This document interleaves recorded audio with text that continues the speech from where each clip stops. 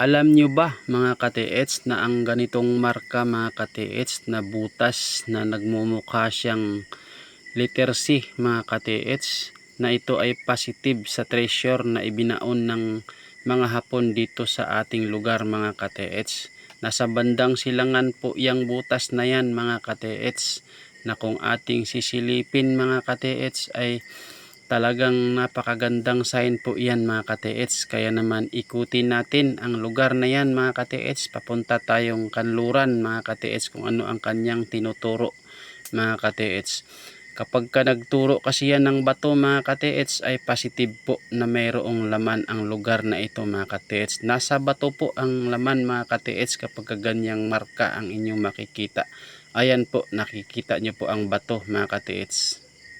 Kaya positive po yan mga ka-TH na may laman na deposito ang lugar na yan.